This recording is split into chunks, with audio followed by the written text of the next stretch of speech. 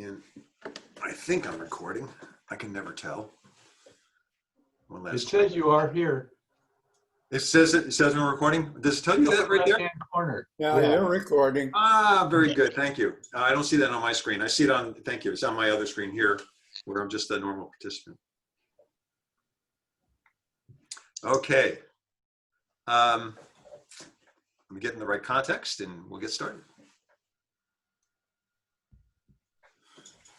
Same schedule as always, and I'm warning you that I'm speaking today because we didn't have another speaker.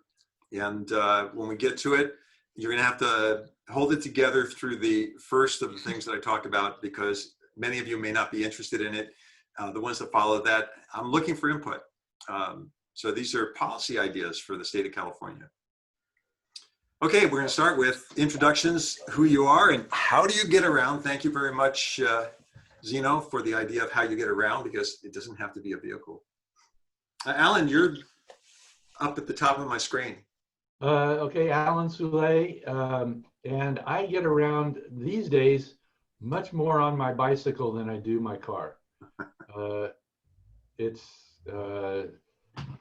don't know how Tesla works it, but you know, I have that autopilot thing, and I think they keep track of how much you drive and portion out the updates with regards to that, at least with regard to autopilot.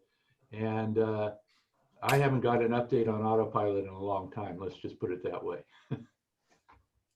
Okay, the next one on the screen is me. If I stop screwing around with the camera. I'm Gerry Glaser, and I get around in my 2018 Leaf, which I am driving more lately because my friend Misha said, I can't find enough guys to work on the projects with us in construction. Can you come out and do a couple of projects with me? So I've been driving out to job sites out in the middle of no place with great views of the ocean. Bruce, you're up next. My name's Bruce Nyden, and I was going to point to David Griffin, who's also up here in the island. I'll let him explain what he does, but my main get-around vehicle now is a 2016 black e-Golf, which I actually like quite a lot because it's kind of got dents and dings and scratches and don't have to worry about it so much. But I am still maintaining, unfortunately, the yard full of 6 electric vehicles, including that Smith truck, and I think I'm at a stasis and might gradually downsize, but I think I've done my role as an early adopter. You have a Smith truck? Yeah, I bought the one that Brian had in his lot, the nice PG&E one. It's sitting right out front of my house. You know, when Caleb and I were working on electric school buses, we were at one site and the guy who owned the facility walked us around the back holding onto our collars, and he took us around to, this is the Smith school bus that I bought. It's been parked here ever since. I don't want the one I just bought from you parked here too. David, Island Cars, you're up. Yep. Hi, everybody. David Griffin. Yeah, I just started this place in January. I moved to Orcas Island a couple of years ago after, as Bruce mentioned, we were sailing for 12 years, actually, different parts of the world. And now we're here as a car dealer for 32 odd years before I retired 15 years ago. Happily, I decided to do this. And so I'm on Orcas Island, which is a neighboring island to the San Juan where Bruce lives, in the San Juans here. And I am the only car dealership on the island of any kind. And I sell nothing but pre-owned EVs. I've got about a dozen in stock. And it's been fabulously well received, even with 4 months of shutdown from COVID. We're coming back to life after that, and it's good. It's fun. They're great island cars. Do you do any work on the cars, or they just come in and turn around? Yeah, I don't. I just strictly sales. Sales and rentals. I actually have a rental division as well, renting EVs. There is a mobile mechanic here on the island who has expressed interest in doing some EV service work, which he's got some skills in. So that's a toehold. And then there are places not too far away on the mainland. Okay, Andy, you're up. Andy Ferguson. Morning, everybody. Andy Ferguson, and we're still driving around the one half of the old Veronica and Betty population. We still have the Volt, and we have a Model 3 besides that. John Palmerly. Yeah, John Palmerly. I work at Thunderstruck Motors where we used to meet, and so I work with EVs all the time. Hearing about island cars, it makes me think, yeah, I want to move up to the Northwest and start doing service. Perfect. So I drive an EV converted Geo Metro with a full Nissan Leaf drivetrain in it, and gets 180 miles range. It's pretty cool. Ray, you're up. Ray, Ray? you're up. I'm Ray Alden. My Tesla Model S, 2018, sitting out in the garage at the moment. My daughter drives it. How I get around is in an old golf cart that's been rearranged for yard work, and I carry my garden tools and a trash barrel, a couple of buckets, and take care of the grounds around this place. We should also wish you a happy birthday, right? Didn't Yeah. you just have a birthday? That's right, I had one a few weeks ago. Happy birthday, Ray. Number Happy 99 birthday. now. Starting to work on the last of the century. Wow. What's the number, Ray? I'm 99 plus a month. Yeah. Whoa, that's Just amazing. pointed out for those of you who haven't been with the club a long time, Ray was driving until he was 98 Crazy. in a Tesla. I gave up driving last February, Okay. in February of 99. My eyes are not doing well. Everything else is fine. They're good enough for yard work. Yeah. All right. David Heacock. If everything else is fine, I want to know what your secret is, Ray. I wrote a book about that. You can find it if you look me up. David Heacock, you're up. Feeling smog. Hi, I'm Dave Heacock. I get around with my converted 1985 Avante, which has been running pretty good. I've got some of the electronics in the regen ironed out, so it seems like it's running good, but I'm back to taking out the gearbox and doing some modifications on the drive shaft, I think. So, but been running good lately. Been going to rehab in Vacaville with it, which is 10 miles over and 10 miles back. So Yeah, how you feeling? good. I feel pretty good, actually. I may feel better than before my heart attack, but they want to get you back, and test you and figure out what you can do and what you can't do. That's kind of why I'm going. So, but otherwise, I feel pretty good. Good. Ken, you're up. Yeah, Ken Coker. I'm not driving much these days. I just had shoulder surgery. So I have one hand to work with. But I do have a Tesla Model X. And my son just bought a 2017 Chevy Bolt. So he's really happy with it. Brad, you're up. Hi, I'm Brad. I drive a 2004 Honda Civic Hybrid, but I'm hoping to get an electric vehicle eventually. Okay. Bill? Yeah, I'm Bill Baldavich. We still have our 2015 Kia Soul. And although we're not driving any of the vehicles we have very far these days. But happy birthday to Ray Alden.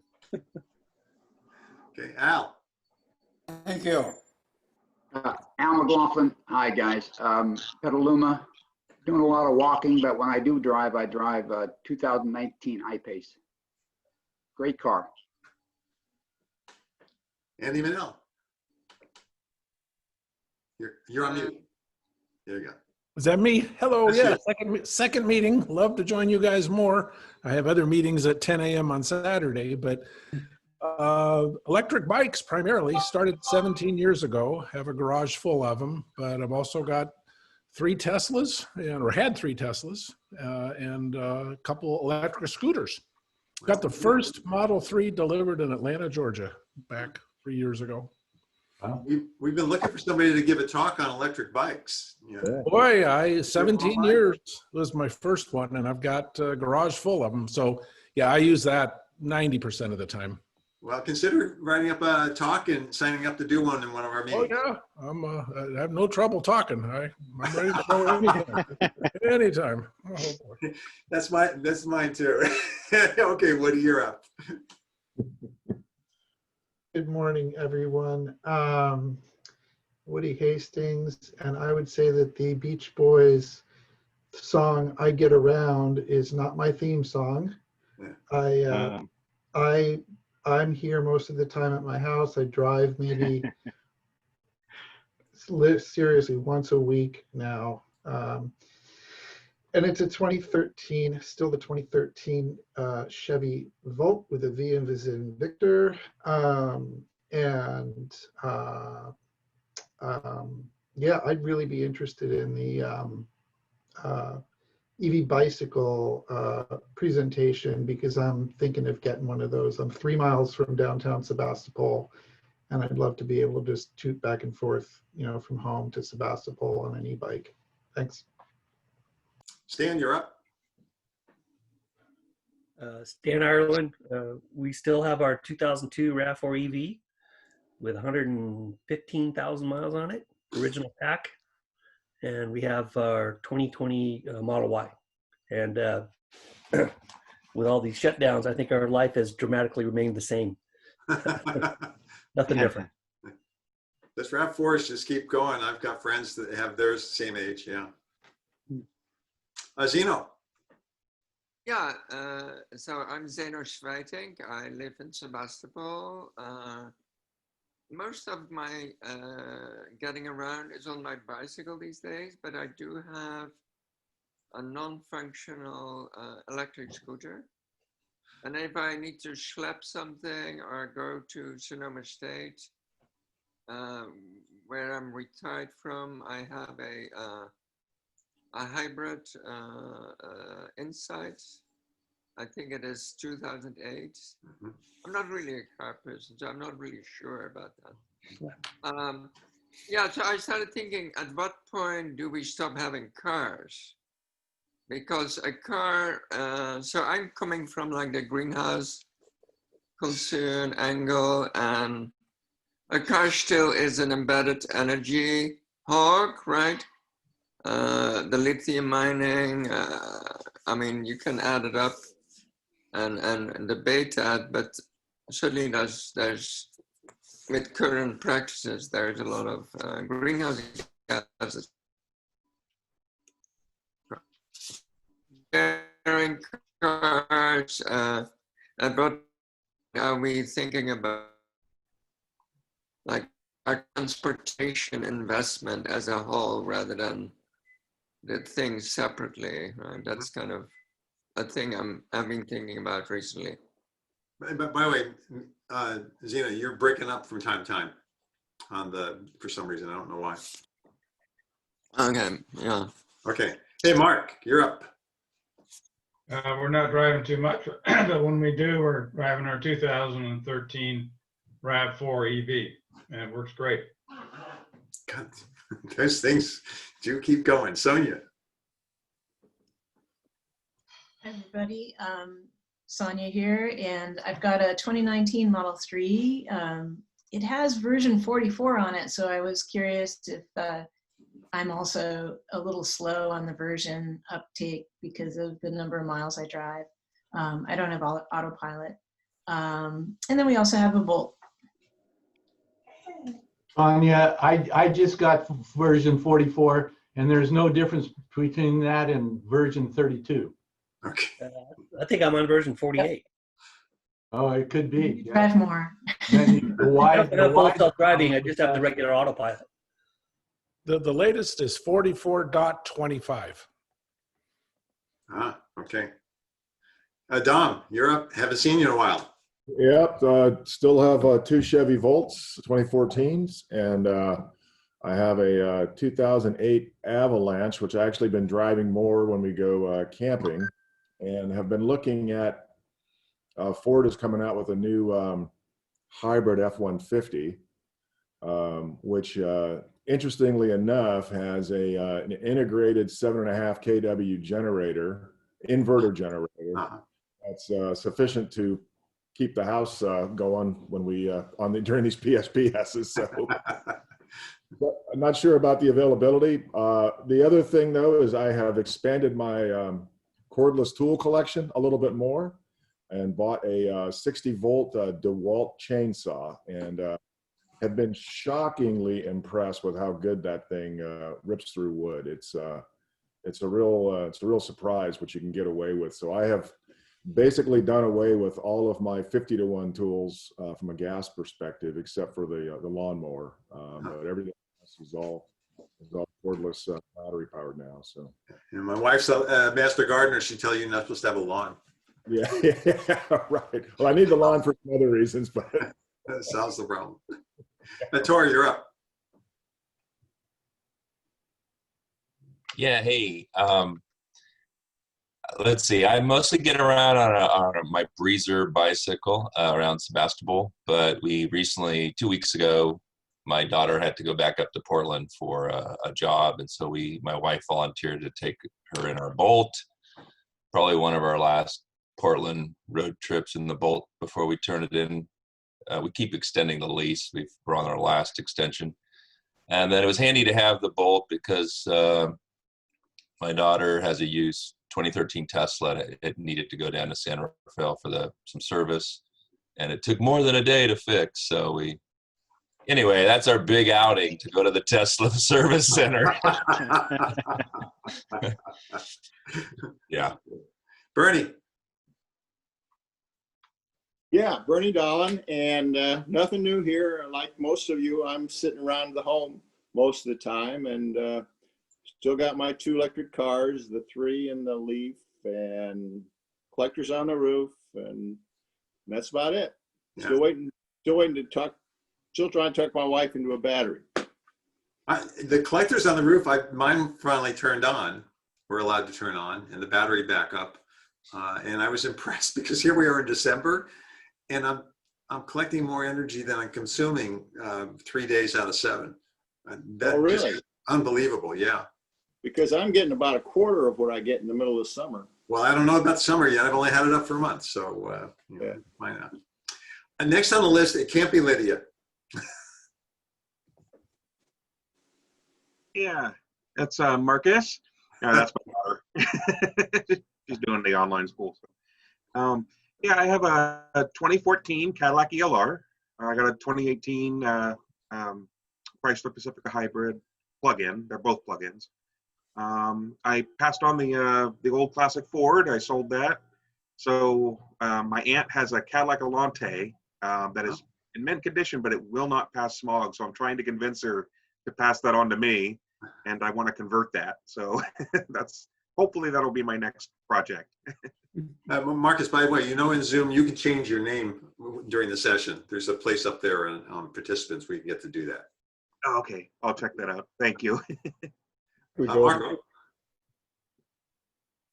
Marco? Oh, sorry, it's me. It's you. Hey, good morning, everyone.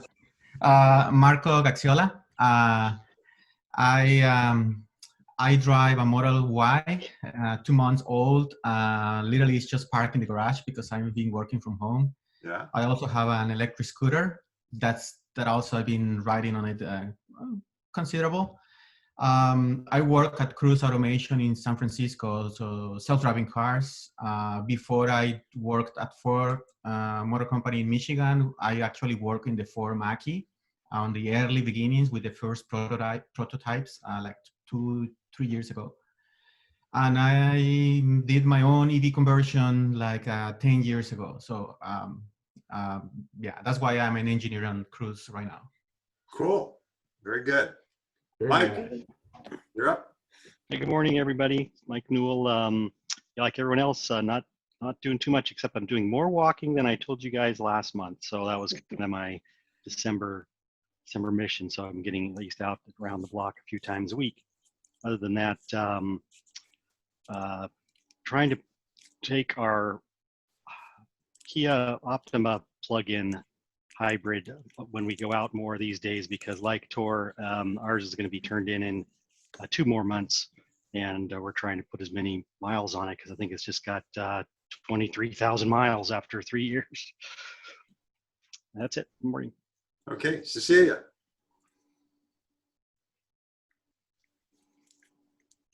Hi, I'm Cecilia. I have a 2018 Model 3, which also has not been getting very many updates. And I don't drive it that much. Okay. Did I miss anybody? It says there's 2 screens on my screen, and I only have a dual processor, not a quad processor. And so I see 25 faces. And if that's everybody, then we'll move on. I got a question, Gerry. I'm not seeing the person coming up who's talking. Is there some button I can push to do that? Somebody know? Which computer have you got? Yeah. You want the speaker view. Speaker. Yeah. So yeah, but what you do is up in your, it should be, it's different on some screens, some sort of, you go to the upper right, and there's a little thing in the upper right of the big black screen, and it says view, and you just click on that, and it'll give you several different options: standard, side-by-side speaker, side-by-side gallery, et cetera, et cetera. And so you click on those options to decide what you want. Stop video up there. I'm on an iPad. Oh, well, okay. So yeah, that might be limited. Yeah, on the iPad, when I found, you see the little plus sign? You have it in the plus sign? I don't see the plus sign. Okay, push the minus sign on the right-hand side. Oh, right. You're talking about the pictures? Yep. If you push that one, I think it's going to show you the speaker, but it won't show you everybody. Okay, I got just you. Okay, I was speaking. And I get just a string across the bottom. 1, 2, 3, 4, 5 people. Okay, now if you hit the minus sign, that should give you 1 person. Whoops, I didn't even do that. It gave me 0 people. But if that didn't work. Oh, just experiment around and see. You'll find it. Just experimenting. It's just it's nice to be able to see the person that's talking, and that's. Oh, see, I hit minus, and then I got a camera, and then I hit the camera, and then it shows the NBEAA moderator yapping, which is me. Yeah, I'm seeing you too. You could just get the just get your 12-year-old neighbor to come over and show you how to do it.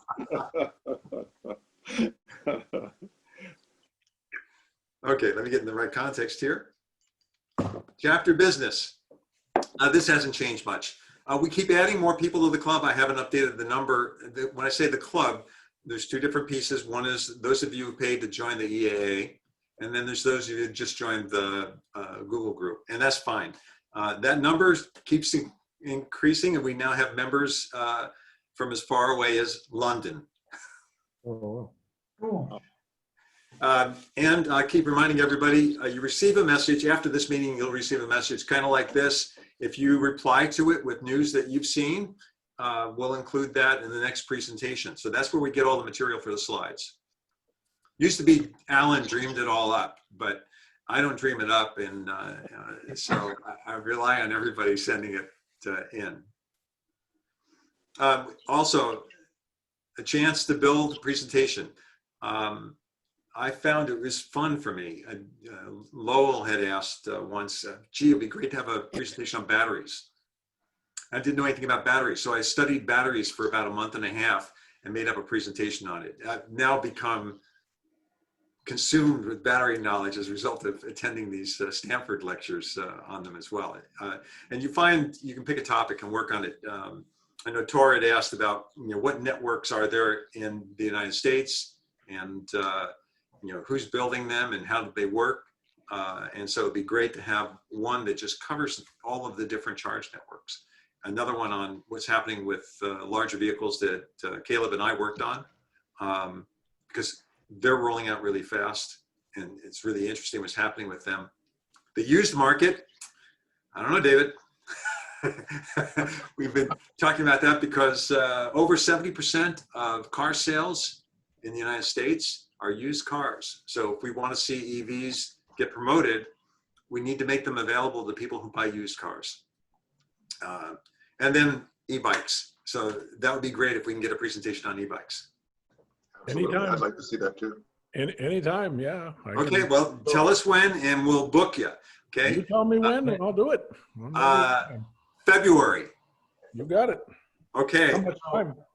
So also you can find a speaker, find a video you thought was worth sharing, or describe something that you decided to study. Maybe in March, I can do one on the current status of public, especially fast charging.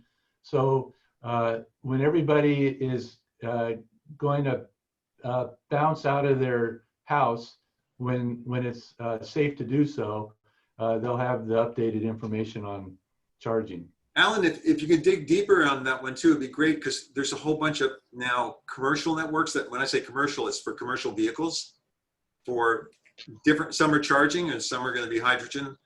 Well, yeah, but I want to concentrate on what people will actually use. Okay. Our members will actually use. Okay. Cecilia told me, don't show everybody's names here. So I did, and I scrambled everybody's names. All I wanted to show is that in the club, with only a few exceptions, we know your email addresses, but we don't know who you are. So if you could log in at some point, there's a screen where you can set up your name or whatever else you want to put there, and including whether you want notices, how often you want notices, and things like that. So get a chance to update that. If you need some help with that, give a call and we'll try to help you with it. So on the e-bikes, you want me to go February 13th, 10 a.m.? Yeah, I've got to look at the calendar, but it's February 13th is the second Saturday of the month. Yes. It's on the calendar. Okay, great. By the way, on updating your membership setting, you can just say, if you're a Gmail, you can click and I'll say, use my Google account. Okay, and it'll fill everything in.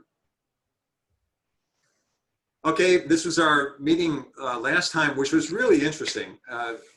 The topic for me, it's too bad that we couldn't post the video because it was all confidential information that was shared with us on sustainable tires.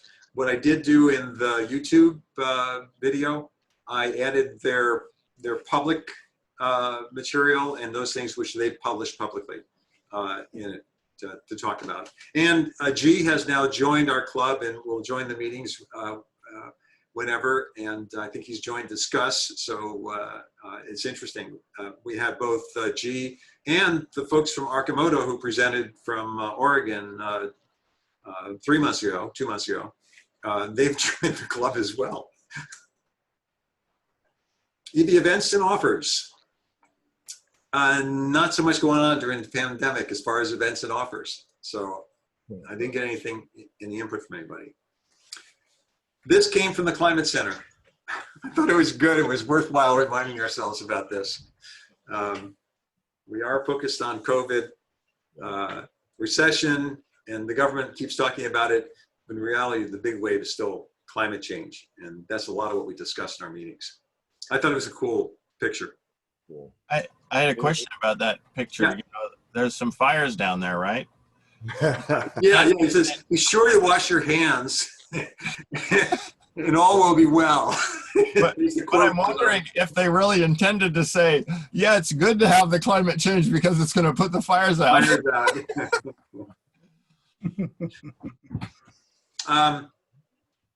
Sonia, you want to talk about this one? Sure.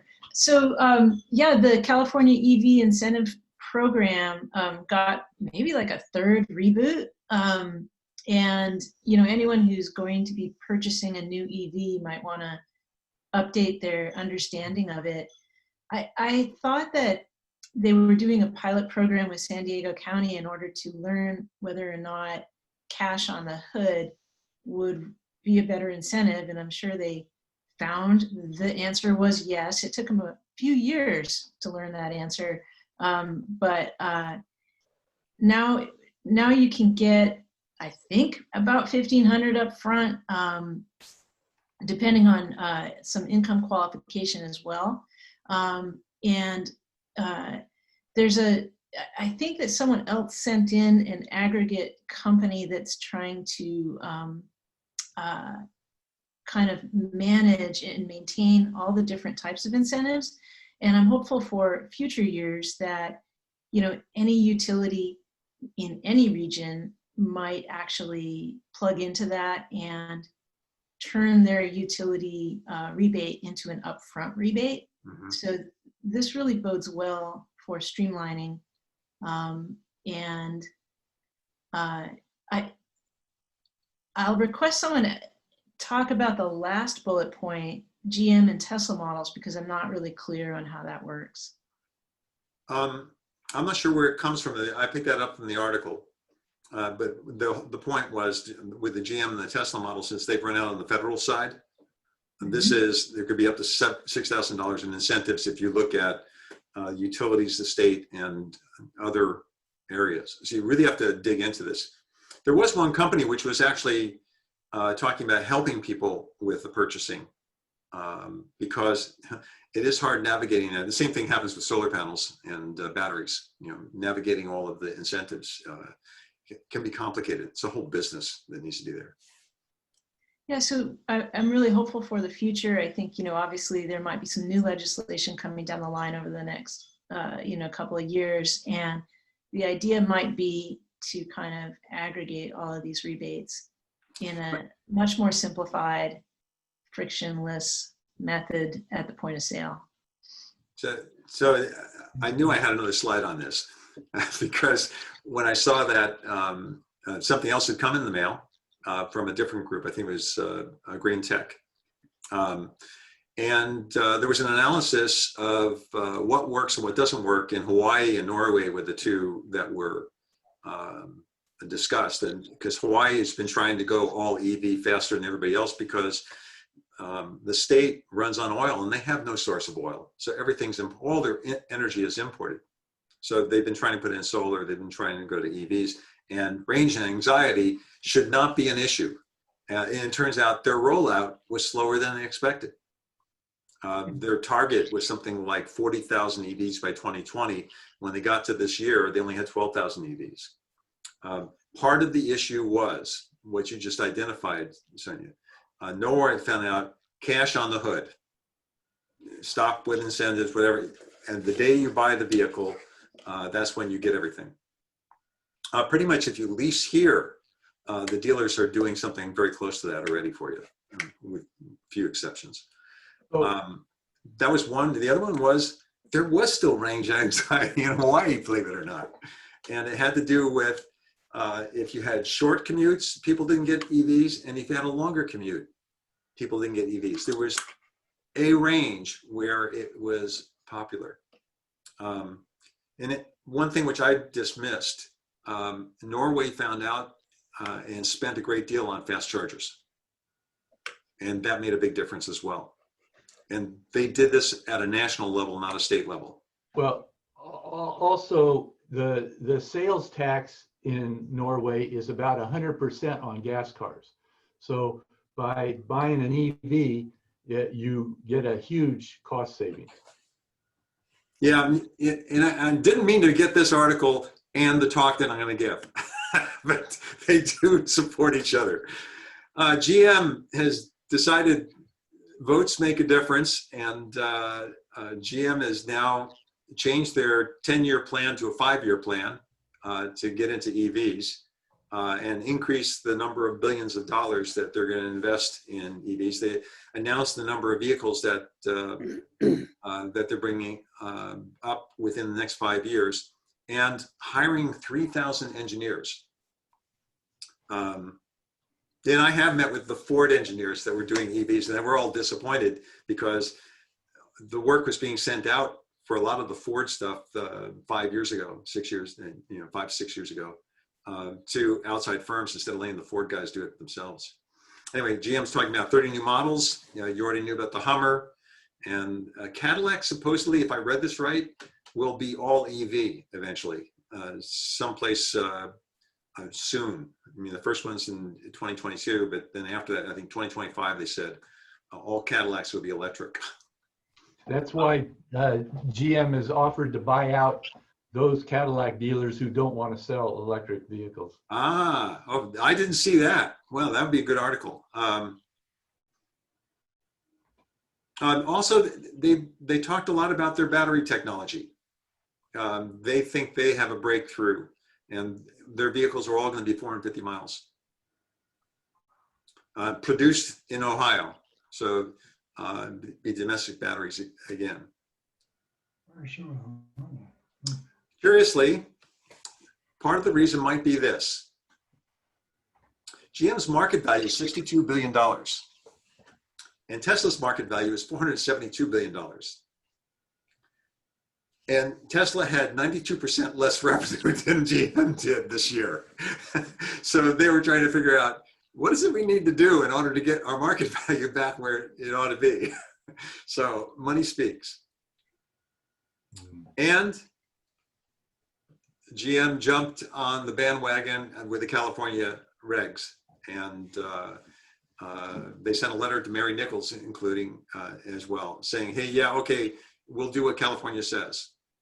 I didn't realize there's 23 states that challenged the Fed ruling that those states can't have more strict emissions requirements. And Toyota said they're reassessing their position.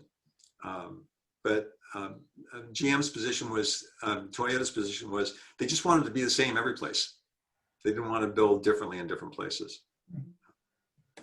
Which doesn't make any sense because California sets the standard. Yeah, and if you did, then you could do the same thing every place. Right. Yeah, I did forget I had the slide on this one as well. Yeah, what, on the last one, was that the Bidens in that car? That actually is Joe Biden in the car. Okay. Along with the CEO of GM. Yeah. Okay. Yeah, sorry about that. And in fact, there's a quote on there too that I included. And this was, I'm sorry, 2030, all electric by 2030. It was supposed to be 2030. Now it's 2025. They moved that up 5 years. They plan a Cadillac SUV as well in the $30,000 range.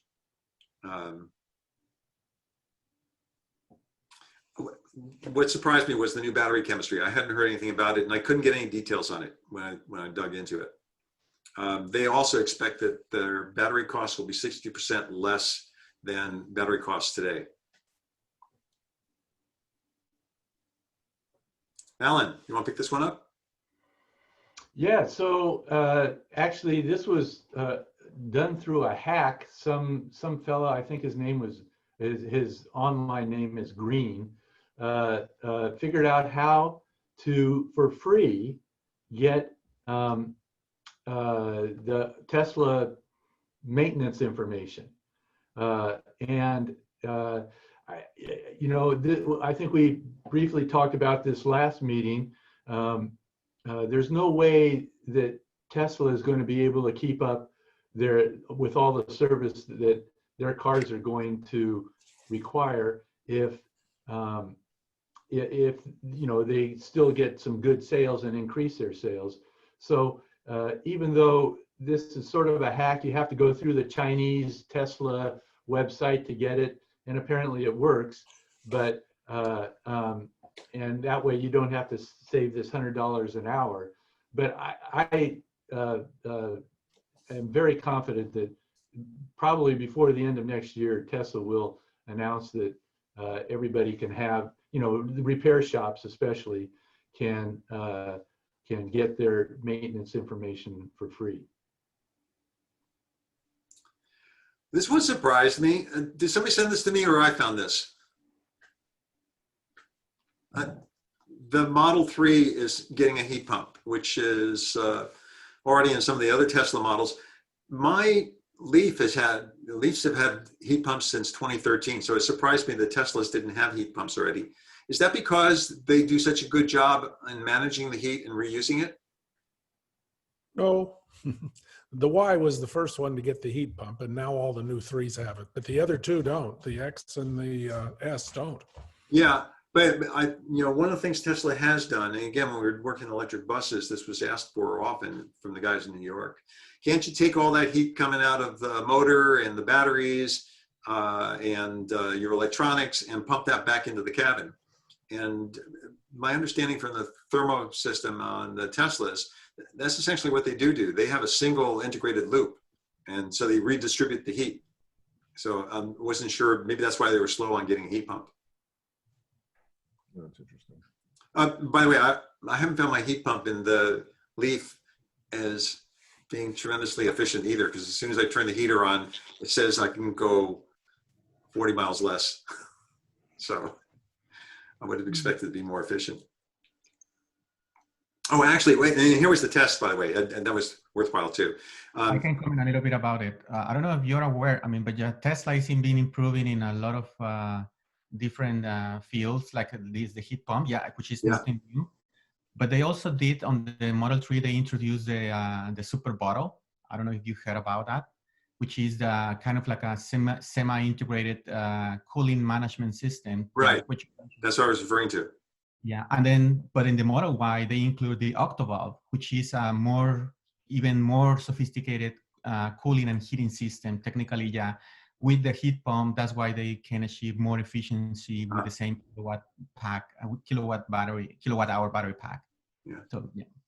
Excuse me, Marco, what is the refrigerant in the heat pump? Do you happen to know? No, the refrigerant, I guess it should be the same. No, I have no idea.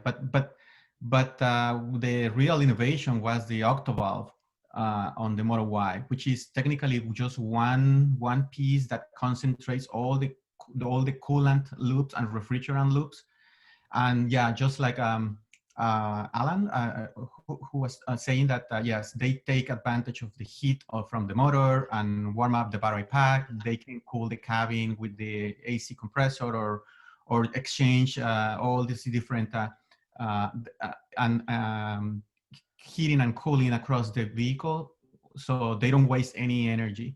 That's why they call it Octovalve, because it's kind of like 8 valves with 2 electric motors inside that they can switch the coolant the different places simultaneously.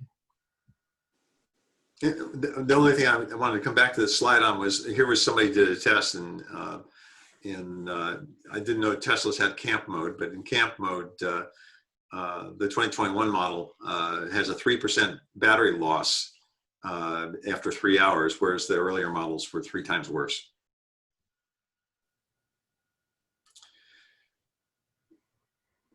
Did somebody send this one to me? Yeah, I did. Okay. It's just another incentive, private incentive. Unfortunately, I hope our federal government does some more of this after January. But as it says here, that currently only 1% of the school buses are electric, and they're hoping to electrify all the school buses by 2030. And as I remember, a couple of years ago or more, we're talking about how it's an advantage, not only because the school buses, by and large, keep a very strict schedule, and midday they're not doing much, and which means that with V2G, if there's a power outage at a school, they could park there and at least provide some emergency power for the school. So hopefully this WRI, which I forget now what that stands for, will put it to good use, and they're going to be partnering with some local people in each area. Yeah, it used to be that, well, I think it probably still is. The incentive used to be back in 2013, 14 for school buses in California, because of the class vehicle they are, was $125,000 that you got as an incentive for supplying an electric school bus or buying an electric school bus. Today it's $250,000 in California. For each bus? Each bus. Wow. Wow. Now, a typical cost on a school bus normally was something like $70,000, 65, 70, for smaller buses, $65,000, $70,000. So this was a big chunk. Wow. Seems like that would be a market for Tesla then, eh? Yeah.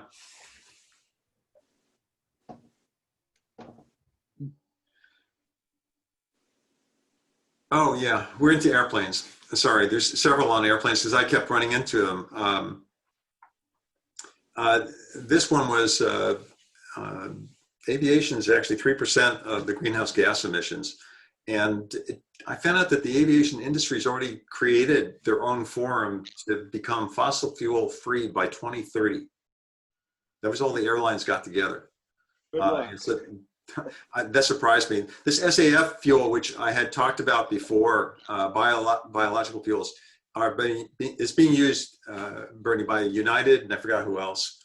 But it's only used in a small percentage of the flights right now. They're trying to ramp up, and it's more expensive. But it's fully compatible with existing engines, and it reduces emissions 70 to 100%, depending on how they deliver it, how they make it, and all of that stuff. So it's about 1% of the current flights are fueled with this alternate fuel. But they expect to ramp by 2030, and the airlines, if they don't go out of business as a result of COVID, are funding this. And they said it should be cost competitive with diesel by 2050 with no incentives, with no additional prices. That has to do with scaling. And as Bernie will probably tell you, 20 to 30% of the cost of the flight is the fuel and not burning. Right. Are you sure about that one, Gerry? I thought it was 50%. I thought so too, but that was out of an article that I picked up. So I quoted the article. That all depends on the fuel costs. I mean, back when we were paying $4 or $5 a gallon for gasoline at the pump, the airlines, were just getting killed. And in those periods, the fuel was probably more expensive than the labor. Yeah, and one of the things right now it's probably the opposite. We're probably closer to right. Yeah, I mean, what I've noticed is this, and it has to do with market more than anything else. I can remember that diesel was less expensive than gasoline. Then suddenly diesel was more expensive than gasoline. Well, aircraft use diesel basically. So, who knows? Anyway, the airlines are responding to the future market pressure. There's one company now that is offering a system, and it's been picked up. They're using a Continental diesel engine essentially as a generator. And then motors are put on the wings for props, or you can actually get a motor for a jet as well by spinning it. And it turns out that these are typically smaller. And one of the things that I saw out of this, I'm kind of excited about, this one actually is a unmanned freight aircraft that's scheduled to be released soon, carrying 500 pounds of cargo 200 miles. So they're finding markets for electric or hybrid aircraft. And then in Orlando, the city of Orlando gave a lot of money and a lot of grants, as well as a developer, to build the first electric vertiport scheduled to be using the Lilium aircraft that we've seen before. That will be released in 2025. So that's a 5-passenger aircraft with a 186-mile range. Any of you that know Florida recognize why this kind of an aircraft would be really popular in Florida, because if you want to go from the East Coast to the West Coast, you often have to drive several hundred miles to find a road that goes across. It's only about 150 miles across the state. But you could do a 400-mile trip to get there. So that's what this is going to be aiming for. So people will land in Orlando and go where they need to go. And Airbus had an article also about all of their initiatives.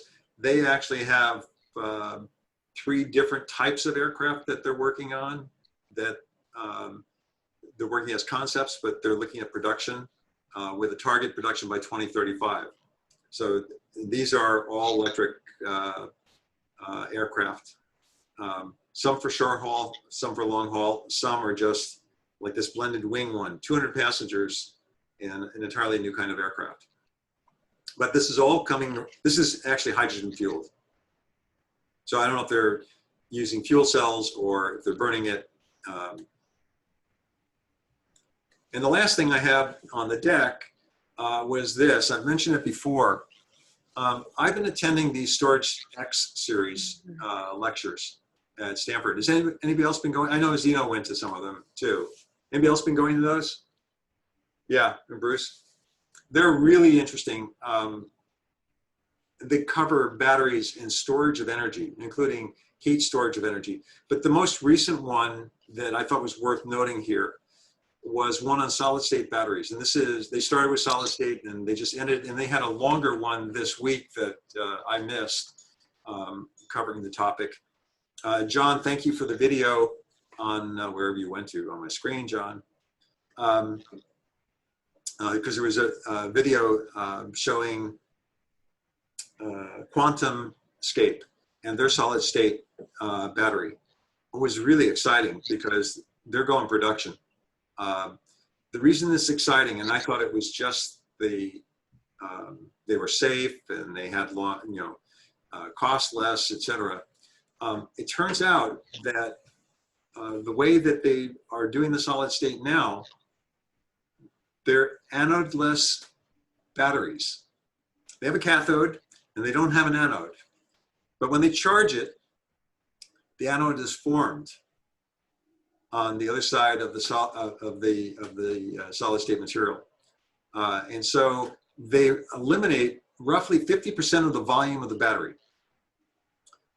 And they eliminate up to 10x the 90% of the weight of the battery and those things that package the battery. So the combination of an EV being 3 to 4 times more efficient and the battery is now dropping down in weight by 90%. What was exciting to me about it was this takes us very close to the energy density and certainly the volume density of gasoline for electric vehicles. And it's a lot closer than, Stephen Chu didn't think it was close, but the Storage X guys have had multiple research groups that have now started commercial concerns. Anybody else following this stuff? Oh, there you are, John. Yeah. Did you watch that? You watched that video, right? Yeah, I watched some of it. It just seemed really educational, and it seemed like it was intentional without a lot of hype, which was the other thing. I wasn't sure about the anode you were talking about. I thought that they were using a pure lithium anode, and so it just made the size of the anode incredibly small because they didn't have to have that thick carbon network. Right. It made it much bigger. If you went further into the video, what you find out is this. Yes, it's a lithium metal anode, but when the battery is fully discharged, there's no lithium on the anode side. Wow, okay. Okay. Okay, it moves and migrates over and then it forms it there. So when they build the battery, it's very easy to build in the factory because they have no pure lithium when they build the battery. So then they charge the battery, now they have pure lithium, but at that point it's all sealed. So watch the rest of the video. And that might be a video worth posting for the group as well. It was well done, and the CEO actually did the speaking, showing the numbers, and the numbers were impressive. Well, and on the side that Bruce, you go ahead after me, but on the side, there's also Toyota is coming out with a solid state battery. It seems like it's coming from a different place. So I'm really excited to see what they'll do. Bruce? Yeah. I was just going to add that I might have missed it because I was jotting down notes, but the charge rate, how fast you could It was recharge, unbelievable. incredible, yeah. And the graphs they had for the prototypes were really impressive. Yeah. I mean, Yeah, 15 minutes for an 80% charge. Yeah, I mean, the cool thing to me about it, it's a huge leap because there's like 5 different parameters. There's, safety, there's Cost. Charging, there's cost, there's Lifetime. density, Yeah. and then there's lifetime. And it's like all of those are, factor of 2 or something close to that over the traditional. So it's just huge. It's the potential is just. The one thing they didn't cover in that video, which I was wondering about, was lifetime. When we think about lifetimes in EVs, we think about cycles. Well, it turns out with solid state technology, if you use a garnet as the separator, that they couldn't understand why they were getting different cycle lifetimes with the same chemistry over and over and over again. And it turned out that the chemistry was active, and if the battery just sat around, it didn't discharge, but it became chemically inactive, and they lost some of the lithium over time. And so there's study work, and they've actually found with some catalysts that they can stop that from occurring. That was the work out of the University of Maryland. So I didn't know whether they had investigated this too. So it turns out you need to also do studying, not just accelerating the number of charging and discharging cycles that you have, but you also have to do some time studies to find out if I wait 3 months and don't do anything, what happens? So that was an interesting one. But I do suggest if you're interested in batteries or any of that energy technology, this Stanford series has been excellent, and most of the videos are posted from the sessions. They have, good enough started off the series, so you can guess the quality and the caliber. And the sessions for StorageX are at 7 a.m. in the morning on Fridays, and the reason for that is the speakers are from all over the world, and that was the best time they could find. Okay, input from the peanut gallery. Anybody want to bring anything up? Yeah. Bruce. I have another fellow who could be a really good advocate here, but I think some of the people I'm trying to get introduced to our group are a bit shy. But he's looking for something like I think based on what his current wrecked vehicle looks like, is a large pickup king cab with a flatbed on the back. He's a contractor, wants to go green. I gave him a list of some of the sort of bigger name EV truck things, and I'm just wondering what people have that is realistically going to come out soon, be available at a reasonable price, and not just hype. Anybody follow pickups? What's the schedule on the Ford? The 150. I would hate to have anybody make some definite plans about any upcoming schedule. There hasn't been a single car delivered on schedule. And no new announcements, I would say. Right. Okay. And one other quick question. Bruce, the hybrid F-150 is supposed to be in its shipping, now-ish. Although I've been watching it for the whole month of November and December. It's starting to trickle its way out. But I think it'll be solidly in California in the spring, between March and June. And the hybrid is supposed to get 24 miles to the gallon, city and highway.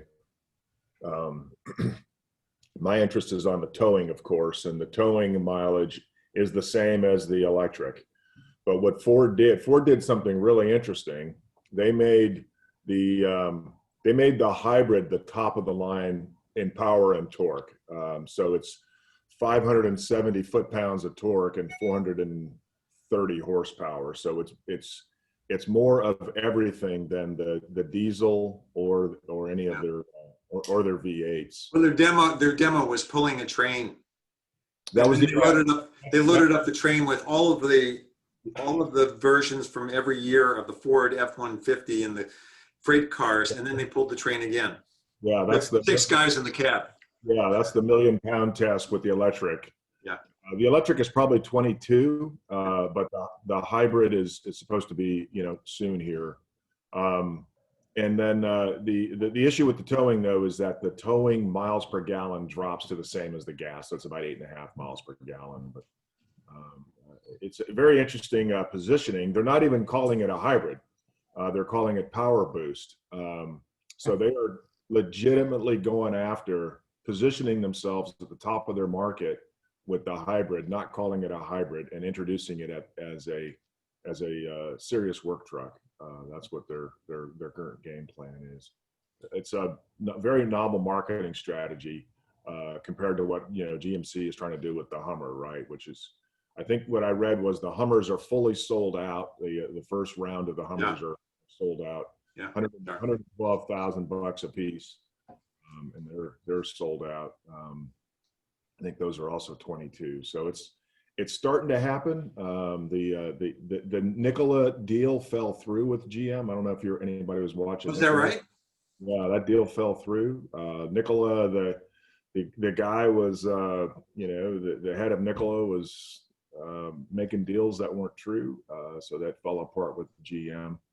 I think the Rivian guys are probably the closest. The guys at Ford Motors are pretty close. We're looking at probably the next 12 to 24 months, we'll start to see the trucks come out. So, yeah, we made a work truck for Southern California that Caleb and I supported 5 years ago. That one's probably a little pricey. Yeah, I think for the trucks, the first thing that getting the hybrids working is going to be phenomenal. The Ford's coming out with it's the same 10-speed transmission and everything else.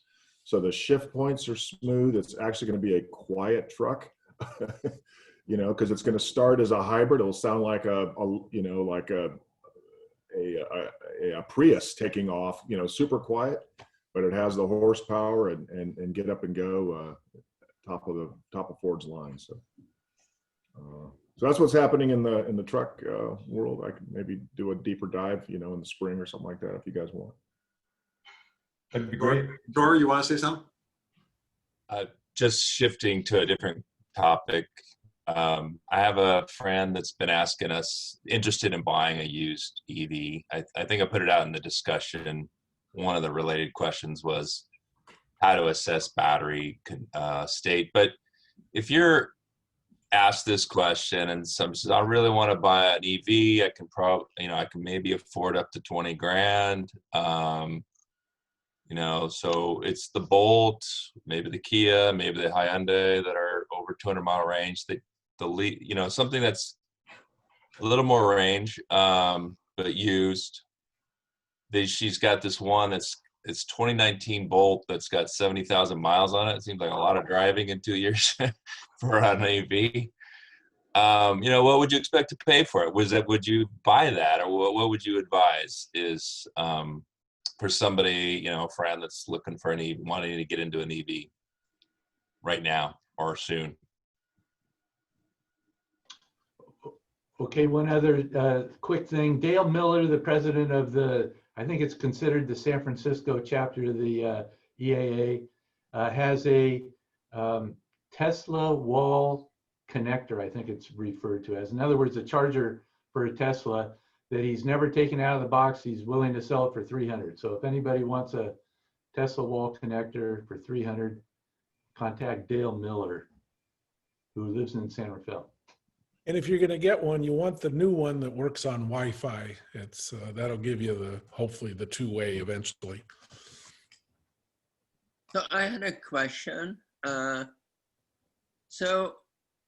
Several people on this in the club have pointed out that the lifetime operating cost of an EV is better than a similar traditional combustion engine vehicle. So why are we still giving subsidies? Maybe better. Why don't I see more advertising in newspapers of a general comparison of these two technologies. I mean, you see people that promote their brand, but I don't never see trying to convince the public, inform the public, educate the public about the contrast between these two technologies. Is there no agency that could do that? Is that against something? Anybody have an answer? It would seem like Sonoma Clean Power could do that. I mean, they have a lot of programs or an editorial by you to get with some information in it. But I would approach, I'm sure Alan has more information than I do on this, but Sonoma Clean Power, I mean, they've got folks that'll give you free advice on solar or batteries for your house.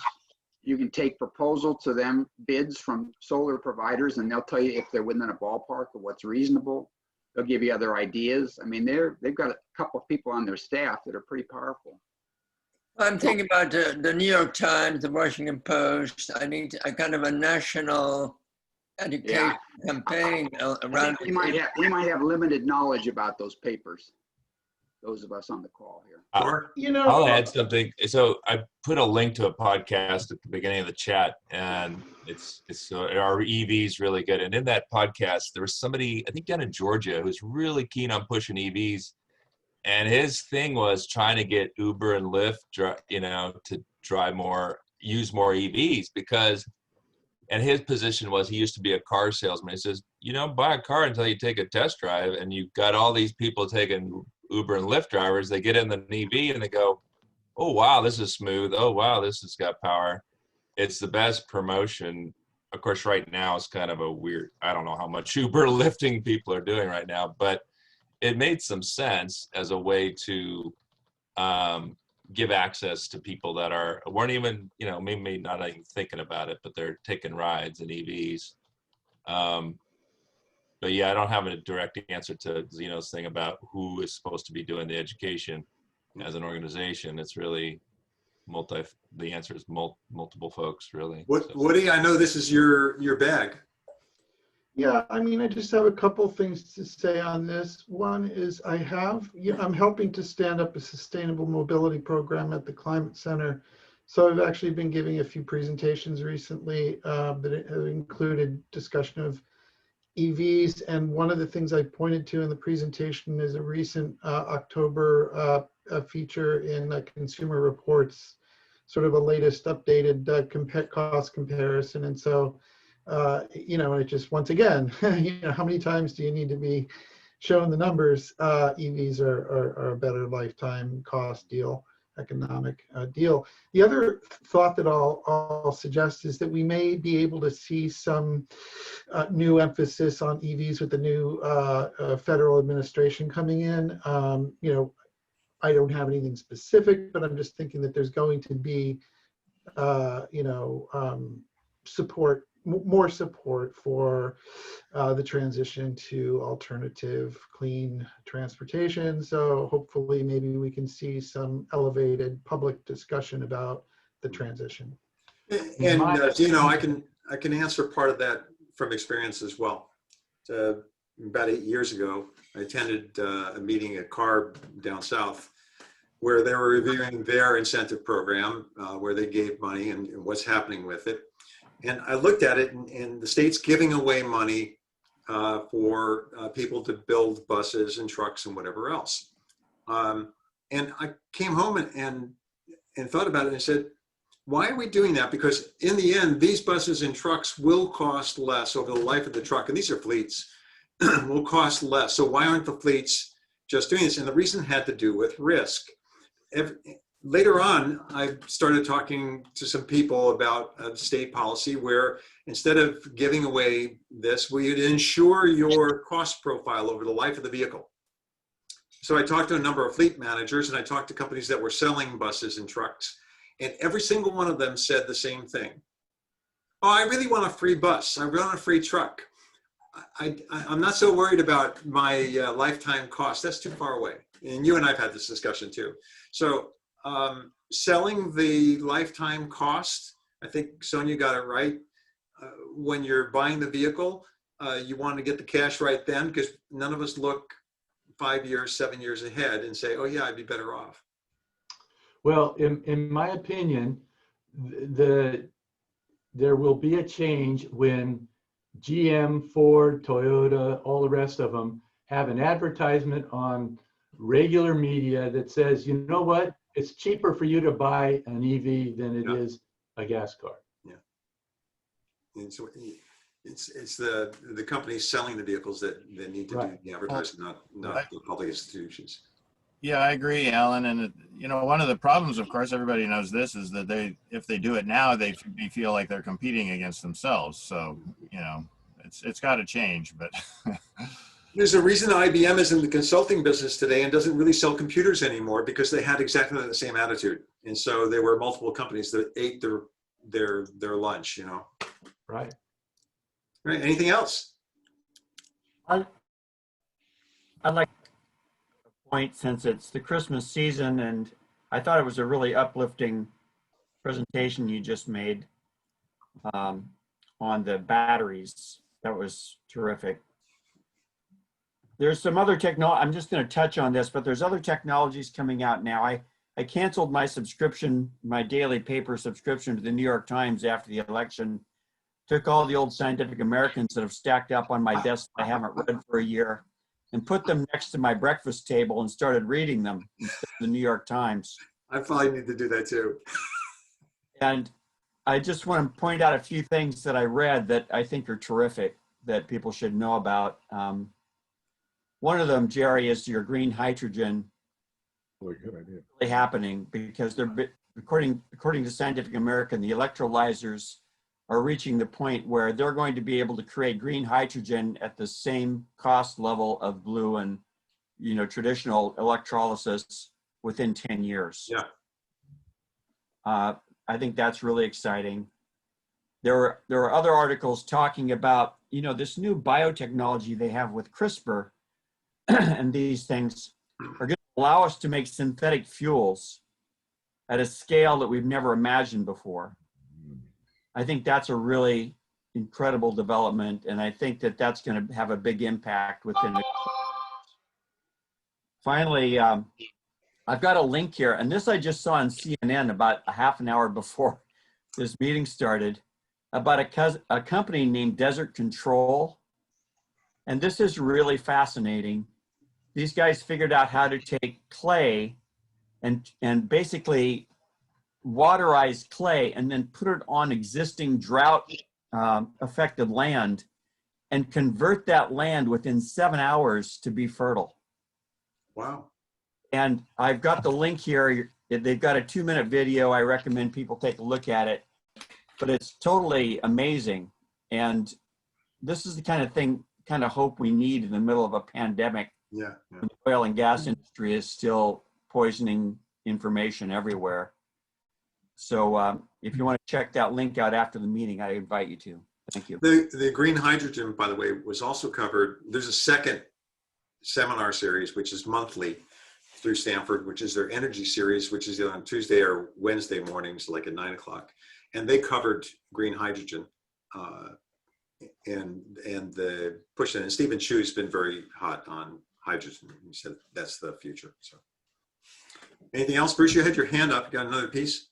Yeah, I just wanted to request some help or volunteers with my longtime goal of trying to have a facility for helping out the STEM facility has been kind of slowed down to a near stop because of COVID and other issues. But I've got some vehicles in my garage. What I'm thinking now is I'm going to actually, in probably the next month or less, start working first on the Ford Ranger pickup truck, and I'm wondering if I could get some volunteers to give little segments, and I will film them in 360 degrees. I have the camera system, but basically kind of using the guidelines from the website Revolt or others like I know Thunderstruck and Ken Coker, you know, have dealt with the Ranger EV, but just to kind of write a little script and get a remote input while I'm doing the process. I might be able to find one, COVID-free companion to work with me, but just to kind of record these and then use those recordings as part of some future STEM facility project. So I'd be interested in anybody that would want to say address certain safety issues. Maybe it's a little 3 to 5 minute or 5 to 10 minute thing, and just work with me on writing the script and kind of making it interesting to view in the future, maybe to document things as well. That's all. Okay. Yeah. All right. From there, we're going into the presentation. And can I say something quick? Sure. Yeah, 2 questions. One is just comments, questions. One is yesterday Tesla came and put in a bunch of solar panels and a couple of power walls. So any comments on that? But the first meeting I went to, the last one, I have a Tesla. You guys had talked about getting an inverter, hooking it to the 12-volt battery, and I guess that'll, for power failure, will allow, I may not need it, now my power walls are going in, but so I went ahead and got the 2,000 watt inverter, and I guess you can, on an electric car, just hook that to your 12-volt battery. It'll pull off the car batteries, and you got upwards of 2,000 watts you can pull. yeah, just make sure you have the car on so it keeps charging the 12-volt battery. Make sure the car's on while you drain the 12-volt. Okay, great. Won't need it much longer with my power walls and my all my solar panels here, but Tesla did a great job. And boy, they're cheap. It's amazing how inexpensive they are. Hey, Andy, and other people with Powerwall.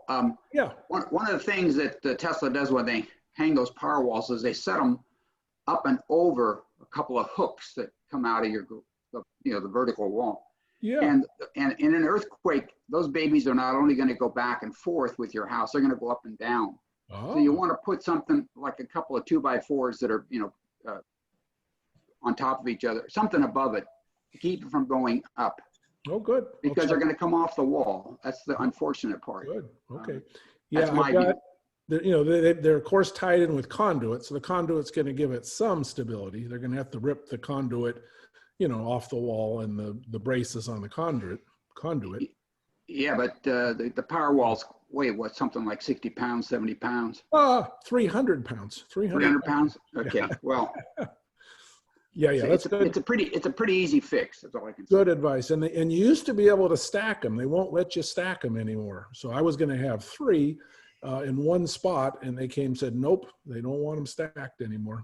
And they don't really even want them inside unless you got sprinklers. I guess the potential for a battery fire, which they say they've never had one, but thank you. Okay. Anyway, so here we are into the policies that I've been thinking about. I'm looking for input on them. I think I'll ask questions as we get to each one, through each one of them. So part 1, I'm going to explain why I started thinking about these things in the first place. Part 2, talk about one which is fairly esoteric. And if you fall asleep during that, wave your hands and say, go on to the next one, because it's fairly complicated. And then the next 2 are directly about vehicles and transportation. So first of all, this is Anne Hancock's fault. Those of you who know Anne, she contacted Jim McGreen and said, oh, you need to call Gerry Glaser. He loves thermodynamics. This had to do with an economic policy based on thermodynamics for a guy in Australia. And Jim is the founder of ZAP, electric bike notoriety, and he introduced me to Zeno. We spent about 9-10 months talking about this concept, and luckily I got to have Zeno's coffee and the cookies that he makes. And this is a proposal from a guy named Delton Chen, a doctor down in Australia, to raise $5 trillion a year for green projects.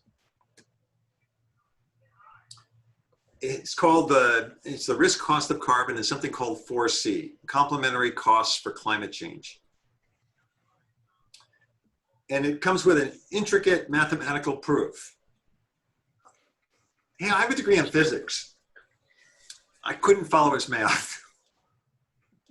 And so part of it was a rationale to stay within 2 degrees increase over the next 100 years. And where did that come from? So I had to go read a book on that by Nordhaus. The 2 degrees actually comes from, that is the most economically feasible increase in temperature and destruction to our planet that we can afford. That is, the fixes and the costs of the fixes have a minimum cost at that level. And that's the reason for 2 degrees. It's not because it's good for us. There's actually a whole thing by the UN that says, well, it's not really good for us, but economically, it's the best number we have. So anyway, his proposal comes with a whole bunch of things. First of all, it's banked by central banks like the Federal Reserve. It creates a new agency to measure the results of people who are working on carbon projects. It introduces a new cryptocurrency, which is issued by the central banks, which is backed by removed carbon dioxide. And from this, I learned something which I thought was interesting. There are no central banks that have anything backing what they issue any longer. The US was the last country to do that with gold, and we don't have the gold anymore. So most countries actually use US dollars to justify that they have enough currency. So they hold enough US dollars. In reality, it's a whole bunch of fiat currencies. Now this one is actually backed by carbon dioxide that's been removed from the atmosphere. So it creates a new investment instrument. The central banks would guarantee that you can convert this to a fiat currency, dollars, pounds, euros, and that it would grow over the years, and he suggests 10% per year. What they're paying for is positive outcomes that occur in the climate area, and guaranteeing a growth in the number of carbon projects to remove carbon from the atmosphere. And then it requires auditing of the outcomes to make sure that they occur for 100 years. So if you planted the trees, you can't cut them down next year, because if you did, now you have to give back the money or the credits that you got. The main thing I got out of this was something, positive outcomes, and I'll spend some time explaining why I think that's really important. You know, if you have negative outcomes, or a negative, like a carbon tax, you're producing this much carbon. So California issues something and says, oh, you're producing this much carbon, we're going to charge you for every ton of carbon that you produce.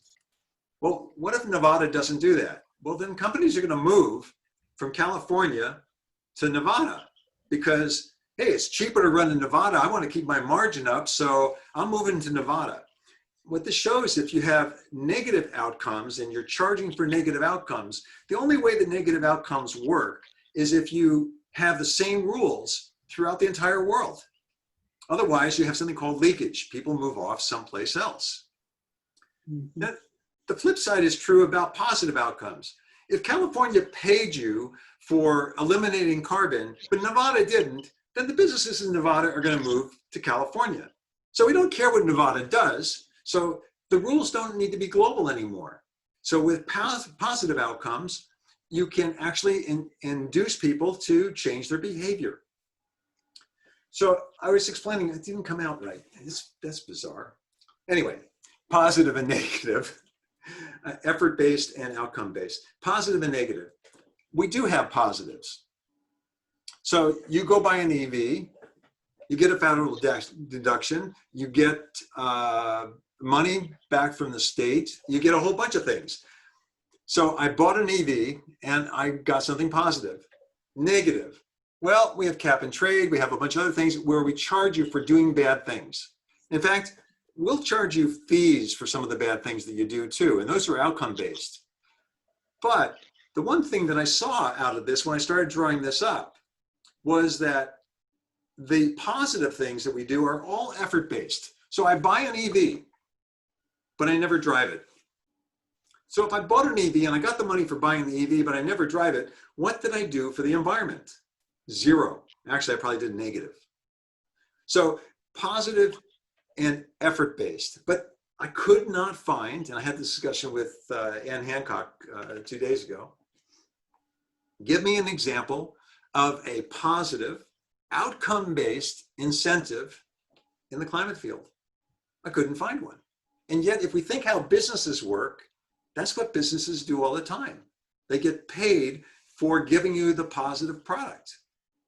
Now, basically, after 10 months of study work, my takeaway was this. This guy's idea was, hey, we're going to introduce a positive, outcome-based incentive. And there is no other. Now, if you're looking at incentives and how it all works, you need all of them. But this one was missing. So the proposal involved all of those things. But I think it could be simpler. I don't think we need the central banks involved in it. I don't think we need a new agency for measuring results. I think we should use existing ones.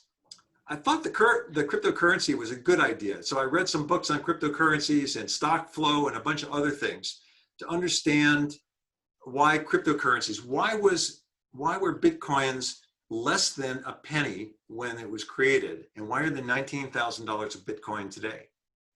There's actually an economic theory that explains why that's the case. Creating a new investment grade instrument, I think was a good idea. So you can do this without doing dollars, without doing euros. You're going to have something like a stock, like a bond, and a way of guaranteeing the floor. That's a good idea too, because investors want to be sure they're not going to lose their money. But I don't think that you have to guarantee the growth. I think that has to be in the nature of what you're doing. I absolutely believe that positive outcomes are important. I put 2 plus signs next to that because I think positive outcomes and focusing on that is the way to do things. Guaranteeing that we're going to grow in the projects, but I don't think we want to have a function that has to go audit to make sure that everything's done for 100 years. So I was trying to come up with that. My takeaways were his idea fills a gap. By the way, and John, you held up this book. I read the book. We had a book review at Zeno's house on this. You didn't show up. I found it a very boring book, and he only touches the concepts lightly in the book. The problem with this, there was no way to start small. And actually in the book, they said the same thing. There was no way to start small. It requires too many institutions. That made it too complicated. It required long-term monitoring to recover payments, take money back that you shouldn't have given to somebody because they didn't do what they said they would do for 100 years. And it's wrapped in and rationalized with way too much pseudoscience. So I didn't need the formulas. And it doesn't naturally fit into our existing business models. And Zeno, what's the term for what? Monopsony. Monopsony. Okay. It creates a monopsony.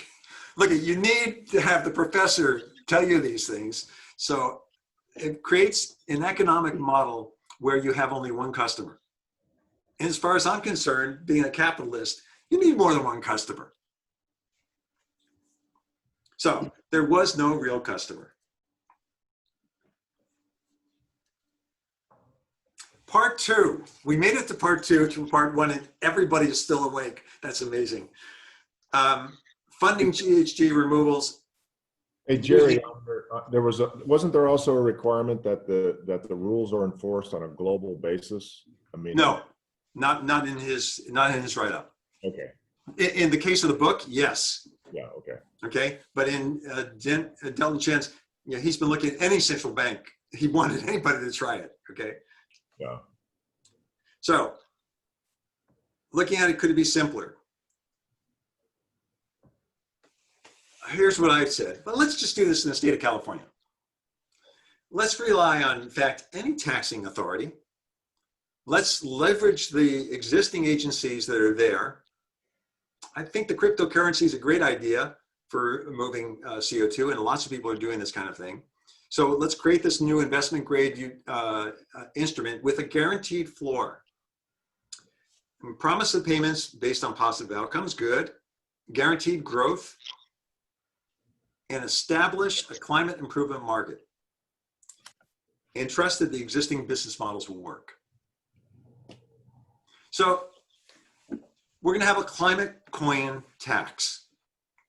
And by the way, I'm going to go through some of my slides faster because I realized they were too complicated. So I came up with a simpler one. This is one of those. Here is, as a corporation, you file a 100 form, and you're going to pay your taxes to the state. And there's this new climate coin income tax form, 100cc, which I invented myself. It introduces a tax on any revenue over $1 million. So it's not that you emitted carbon, and it's not for smaller concerns, but if you're a larger concern, and that number could be whatever, then you're going to file this return. And you can only pay it in climate coins. And the state determines how much a climate coin revenue is required each year. And they're going to tell you the year before how many climate coins per dollar of revenue you're going to have to pay. The state would issue the climate coins and will award climate coins to those companies which are actually doing positive things for the climate. And it keeps a pool of tier-priced coins. Now, one of the things, I went to Sacramento on a hearing on cap and trade. They have a single price for the stuff that you can buy from the state instead of a tiered price. And I think that's a mistake. So you can use the awards that you received because you did something great to pay your tax, or you can buy the awards from somebody else who's done something great, or you can buy them from the state. So how does it work? State of California issues climate coins. They're tiered. There's X number of thousand for $1, X, some more for $1.10, some more for $1.25, and $1.50. Okay, Andy, you're a business and you're going to buy some climate coins. Are you buying the 150s or you're buying the $1?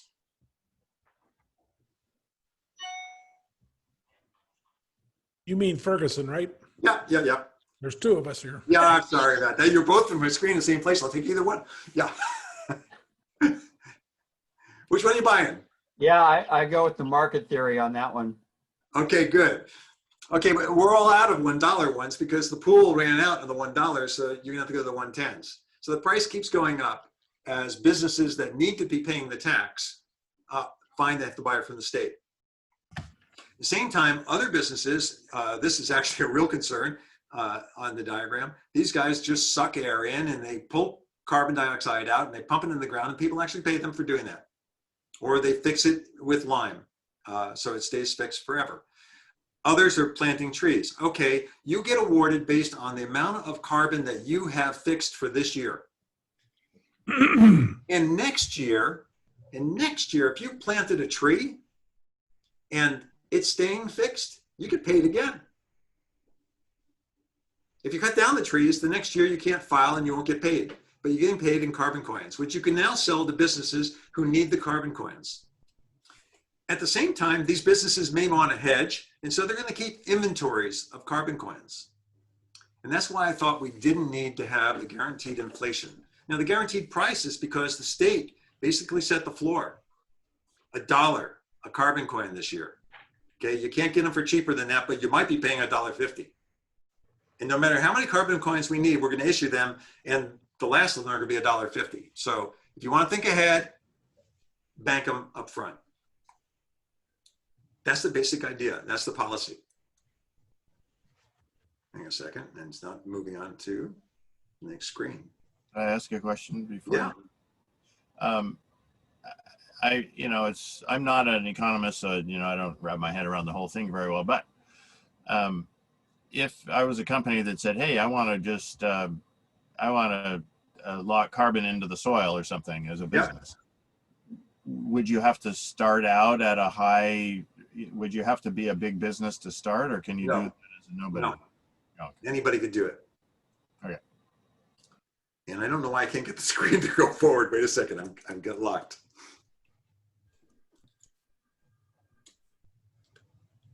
Can I ask a real life example? Yeah. Okay, there's a new technology that's some people are think is really promising of engineering plants, especially agricultural plants, to grow more roots. They found the gene in the plant that grows more roots. What that does is it not only increases crop yield, but it fixes CO2. Okay. And so when you show that. So, and by growing root systems in the plants, in agricultural plants especially, you can massively increase the amount of fixation of CO2 in the soil or in the ground. Would your plan require a massive bureaucracy to keep track of how much that really is? Because people could play the system by saying, oh yeah, all that corn I've got out there is fixing a lot more because it's all molecular fixation and blah, blah, blah. How do you deal with that? Well, first of all, the state actually does do some of this measurement already. By the way, I've just gotten screwed up here. Just a second. I lost my mouse. Sorry. The state actually does do some measurement on these things already. So that I don't think is an issue. So that's the reason I said that you wouldn't have to create a new agency. And there are measurements for all of those things. And for instance, when farmers are working, there's measurements that if you grow such and such a crop, it does this. They demonstrate it. That's what UC does a lot of the research on. The same thing for trees. That's why they know that older trees actually capture more carbon than growing trees, which was a surprise for me. So yes, it requires measurement for each technology. But then after that, you might say, I did an acre with this technology. That's X number of carbon credits. So I had a question. Yeah. I mean, first pointing, maybe not this is not a question yet, but just pointing out that Dalton Chan's idea is not a tax. And so Jim is always very quick to say it's a debt-free thing. And it basically is like quantitative easing. It's a way to fold in a minor thing in how money is generated, right? So it has an effect on the money system, but it's not a tax. So in this case, you're taxing industry independent of how well it itself behaves in terms of emissions. It has nothing to do with their emission, just with their income stream or whatever. Yeah, that's right. And so you would still have this side by side with some carbon tax where you actually go after the big emitters, right? You might be able to reduce those things, but I think yes, you would do that because what you're doing here is you're creating a market for people to be able to work in the carbon field, and that market doesn't exist. The carbon tax, on the other hand, is actually a tax. Right. So the question I have, so I think we talked about this before. My question at the time was, how do you make sure that there is enough of these? Yeah, I have the answer. Warrants available that business actually able to pay that taxes, right? Yeah, I have the answer. When for that you wait, you have to let me answer. No, you put that so this year. So is government assessing in advance how much of the annual issues of warrants that are available for sale? Yes, I mean, so there's a number of things. And wait, Zeno, stop. You asked those questions. I can give the answer to the questions. Let me finish my question. Okay, fine. So how do you make sure that there's enough available? Because, for example, carbon control enterprises could stock their own warrants, right? Because they think that I'm going to get more, the price go up in 5 years, so I'm holding on to it. You can stop, okay? You asked me this question 2 weeks ago, so I had to think about the answer. I came up with the answer. Let me give you the answer. By the way, we do this once a week or once every 2 weeks, two of us. So here's the answer to that question. The state issues the carbon coin and decides how many exist. Now imagine we don't have enough for people to pay. What I said is that you have the tiers. And the reason for the tiers is this. When we run out of carbon coins, they issue some more at the higher tier. And they stay at the higher tier until everybody can pay. So if people start banking it in their inventory, this actually fits in something called stock and flow, an economic theory that explains why Bitcoins are worth $19,000 a Bitcoin today. And so it does exactly the same thing. Because over time, the stock keeps increasing because people are putting them aside in case they need them. And the state is issuing them, and they're issuing a smaller number relative to the stock over time. And that's why the value goes up. Now, the state has said the price is $1.50. The state finds out, hey, the value's higher. They start raising the price on them. But since the state can issue them, we never run out because the state will just issue more at a higher price. It's just a question of how much it costs you to satisfy your obligation. So why do you have them available at different price levels? To me, that creates an enormous hurry to buy it up, like anxiety in the market. At January 1st, everybody's online, tries to kind of hoard these, the $1. I didn't understand that originally when you brought this idea up. So why not just saying it as a fixed price? Yeah. And because in the end, you may have to sell a lot of the 150 to satisfy the market, and the cheaper ones are gone already. Yeah, the cheaper ones are gone already. And so that's the reason that people go out and try to get them from the carbon control enterprises, where they're hoping to get it for a lower price than they get it from the state. And that's also what allows the market to grow over time and for the prices to go up. So if you invest in carbon coin, that's what forces the price up over time. So that's the reason for the tiers. How is this different than cap and trade, except for the tiered price pool? It seems like it's identical to cap and trade. Yeah, cap and trade, the difference between cap and trade is a very large difference between them. Cap and trade is based on how much carbon you emit. So if you don't emit any carbon, you don't have to worry about it.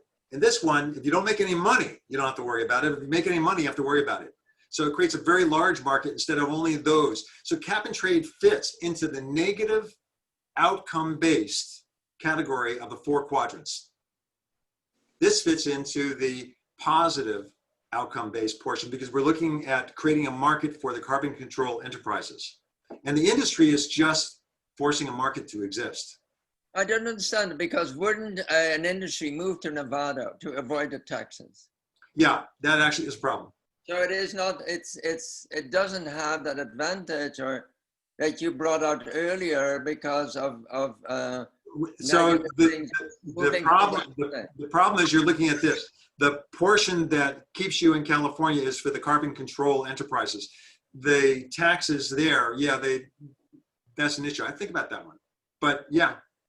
So it's actually turned out to be a relatively small number. So it really doesn't impact businesses. I actually started working some of the numbers out with examples, and I won't take the time to go through the examples because they get more complicated.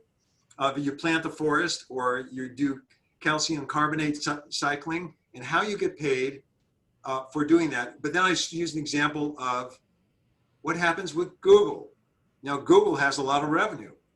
So Google now decides to go build a campus, and they're going to use carbon positive concrete to build their campus because they know with carbon positive concrete, they can actually get coins. And then they go out and buy coins.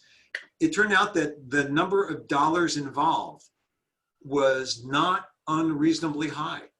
And it wouldn't change a business deciding whether they want to work in California or not. It's certainly not any close to what their existing income tax is. So that was the first, and right there, discussion. We're having a discussion. Does everybody get the basic idea? Or is it too complicated? Well, I still don't see the difference between that and the carbon tax particularly. What keeps... You're taxed on your revenue, not taxed on your carbon. The carbon tax, if you eliminate your carbon issue, you're no longer taxed. Right. Yeah. Personally, I think it's way too esoteric for this group. Boy, you should see the proposal from Delton. This one's pretty commonplace. Okay, then fine, but Yeah, well, I agree it's a little esoteric, but I also think that, you know, all these ideas can just be fun, but the proof is in the pudding, you know, Yeah. and probably be good to try a bunch of different things, maybe even at once to see which one worked out. Not going to be. But the probability of it politically being acceptable, I think, is relatively small. But that could be one of the problems. What Delton always maintained was by having the central banks do this, you eliminated politics. But the central banks were guaranteeing that you could cash in your carbon coin or 4C for dollars or for euros or whatever else. At that point, it's one market. I mean, it's one economy. It's a separate market for the item, but you're going to have inflation as a result of it. Let me go on to the next one, which is a little closer to home. Okay, this one is a revenue neutral tax for incentivizing buying EVs.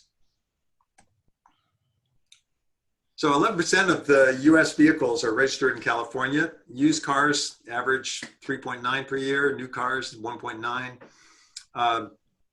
Based fleets are nearly 150,000 delivery vehicles. Sales tax collected on these vehicles is $8 billion a year. So with parts and other taxes, vehicles account for $18 billion worth of tax revenue. And vehicle-related sales tax accounts for roughly 13% of the sales taxes in the state of California. At 13% of the sales tax in the state of California is very large leverage. So this talks about adjusting the sales tax using EPA ratings to incentivize higher efficiency. I don't care how you do it, but you have to have a higher EPA rating. So this again was the discussion. This was a result of, a course from Delft University in the Netherlands, which was talking about EV policy. And I started thinking, what are they talking about? And they actually started talking about sales tax. And that's what Norway did. So and I read about Norway after the fact, but Delft was already covering this. And I said, could we do something? And so what I came up with was a spreadsheet where we take all the sales tax and the EPA ratings, and we adjust the sales tax that you pay based on your EPA rating relative to all the other vehicles being sold that year in California. So I came up with two concepts. One was strictly, it was my initial concept, 50% of the sales tax stays where it is at half the sales tax rate, and 50% you pay based on what your EPA rating is. But then I came up with a second concept that says I can apply the EPA rating to the entire sales tax. And that seemed more equitable because in one case, it had nothing to do with what the vehicle cost, and only the tax you paid was only based on the EPA rating relative to everybody else's EPA rating. So the numbers came out kind of like this.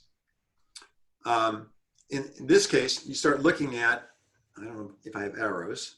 Nope, yeah, we would have from here.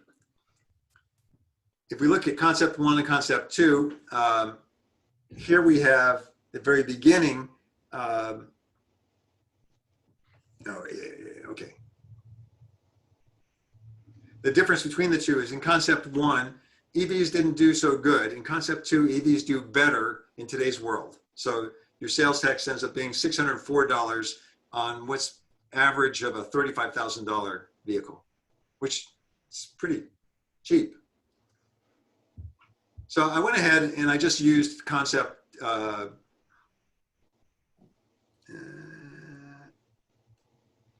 thought I did just concept two. Oh yeah. I think I just did with concept two.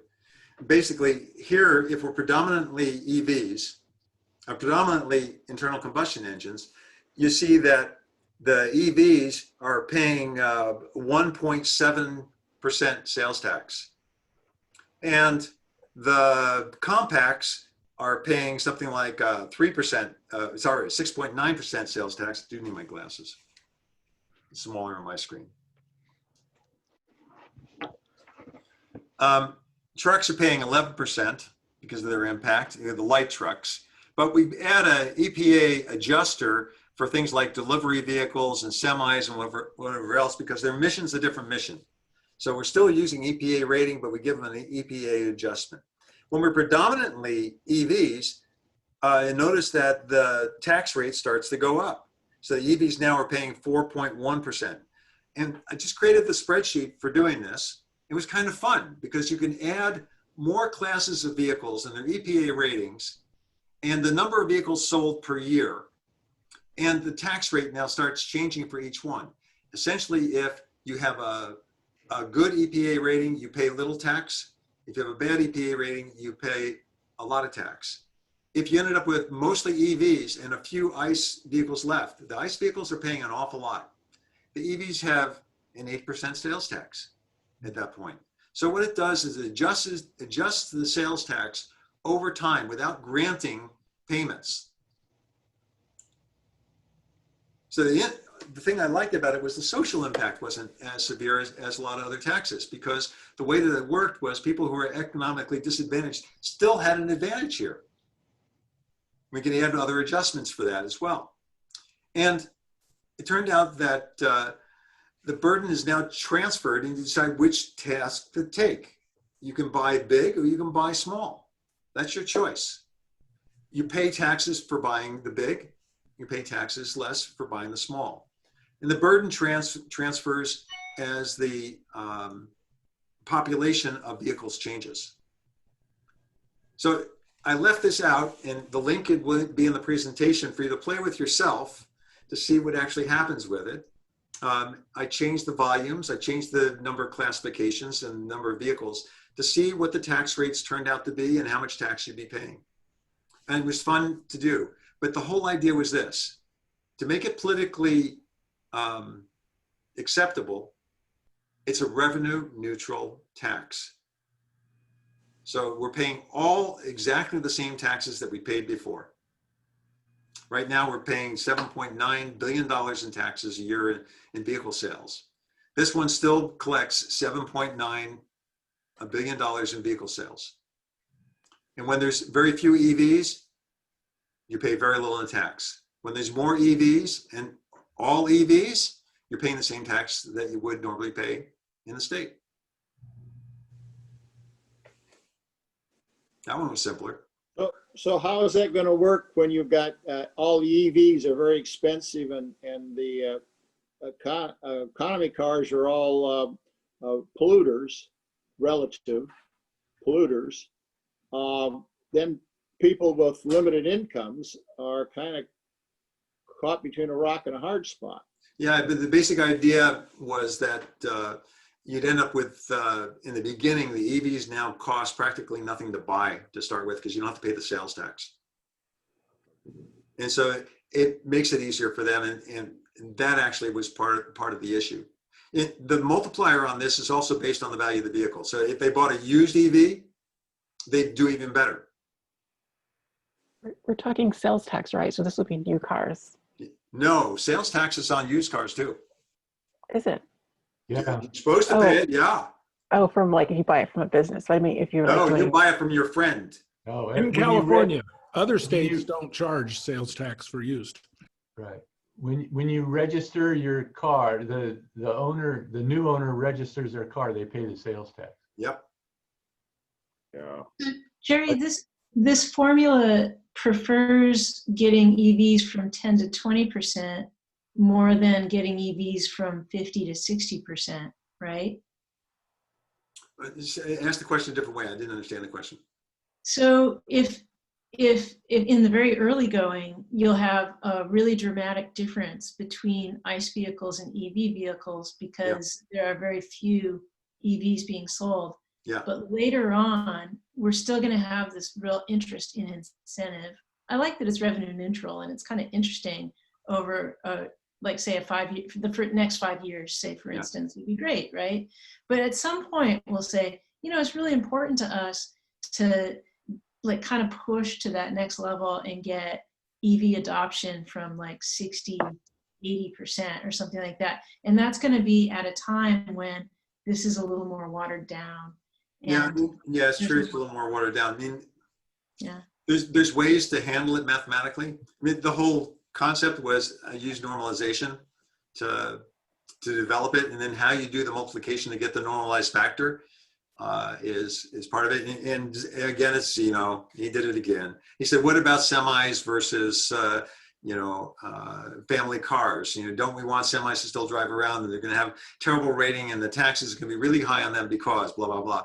And that's why there's this little adjuster column.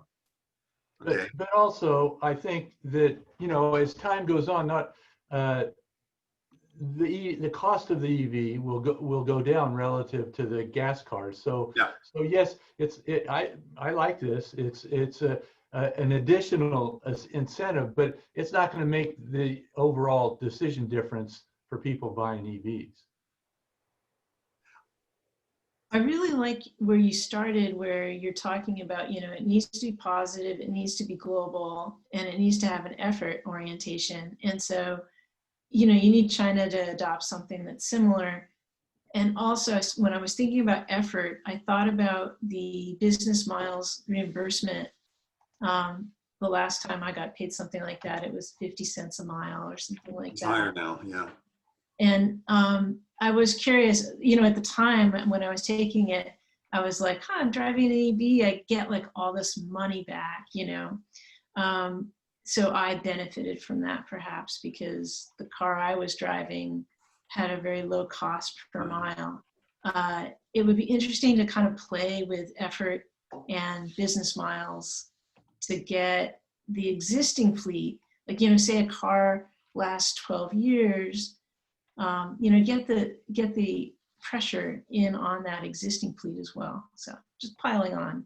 Yeah, so one of the things I did realize is this, and you should realize, this policy fits in the category of positive means-based or positive effort, right? As opposed to positive outcome-based.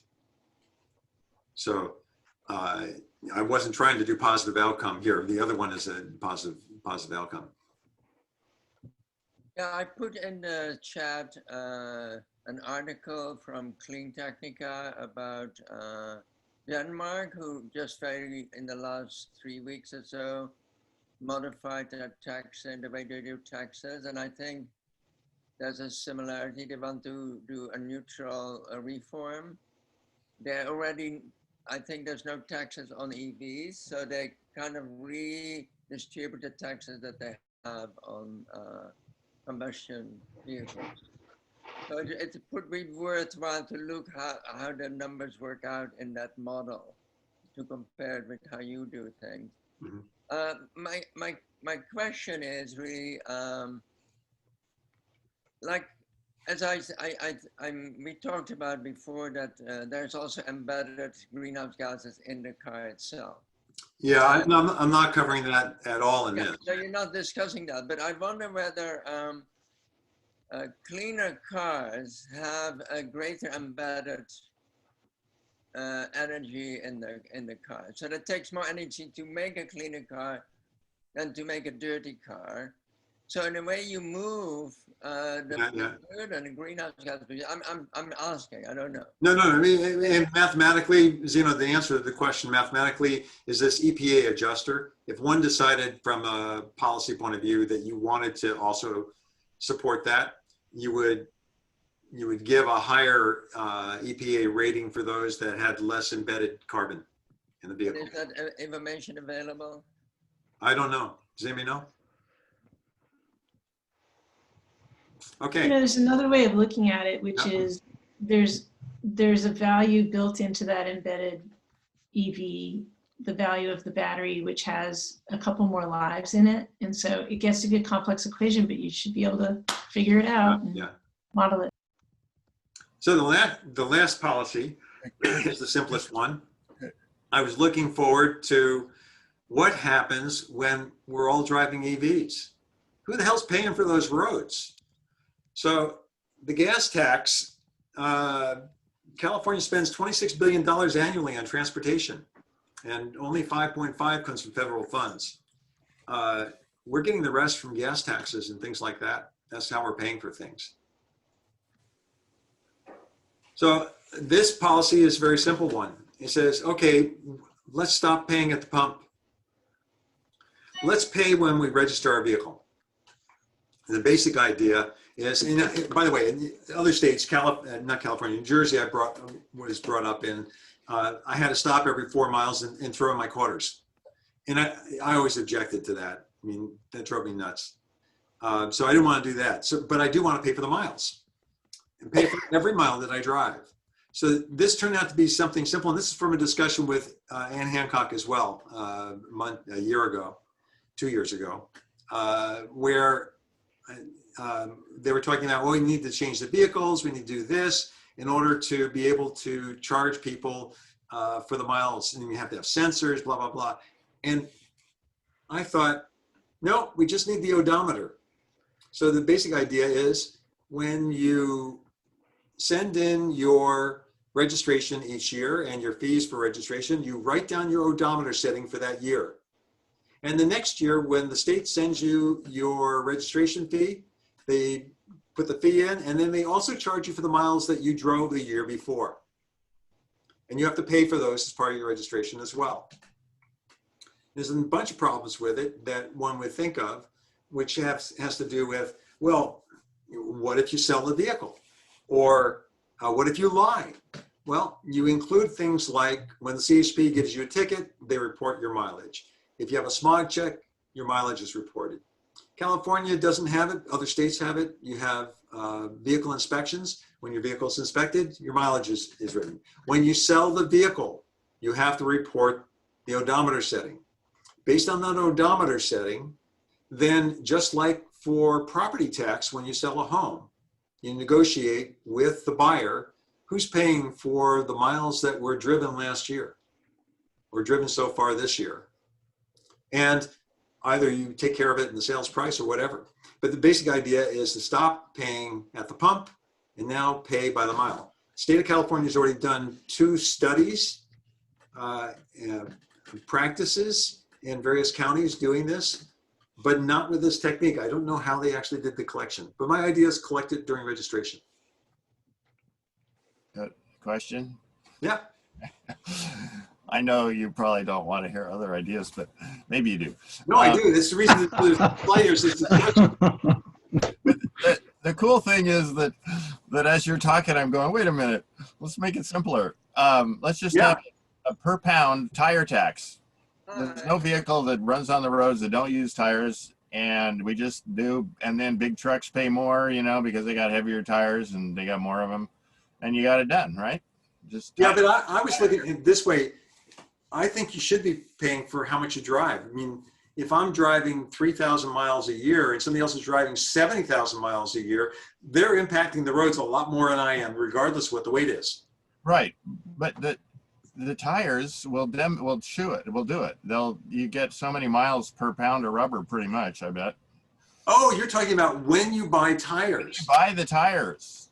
Yeah, pretty expensive tires, aren't they? Tire. Yeah, that's it. I mean, it's just super simple, but I don't know. Anyway. Yeah, I mean, John, then people are going to be buying the tires on the web. You know, based on our last week talk, you know, it might be that you're onto something, John. Because higher quality tires would then, you know, be slightly incented. It certainly gives you a reason to go to Nevada. Particularly the year. No, yeah, Al, it gives you a reason to buy your tires on the web, which is the way I do it for the airplane. Instead of an agricultural stop on the state border, you'd have a tire stop. They check to see if you bought your tires just out of state. Well, you know, in the original plan that I put this together on, I even said, oh, when you come across the border, you're going to collect your odometer setting. When you leave, you collect your odometer setting. And then I saw Proposition RR for the South Bay, which was a tax for the peninsula counties for the rail down there. Well, I use that rail too, but I'm not paying the tax. That stuff comes out in the wash. So that's why I think the border one, is not necessary. But I think buying tires on the web, John, is going to be really big business for that other plan. All right, so the more stuff to read, I still have the same stuff from the last time. We don't need a volunteer for the next meeting. We have a volunteer for the next meeting. Bruce is going to go talk about what he's doing with STEM and education and what tools he's using and whatever else. You want to give an outline, or you want to make it a big surprise for us? I'll put it in the pre-meeting notice since we're running kind of late. Okay, very good. Good, and this is a great meeting because I now have people to speak for the next 3 meetings. All right, everybody. Stay safe, as everybody says. And we'll see you when we see you. Thanks, Jerry. All right. Thanks. I appreciate it. All right. Bye-bye. Bye.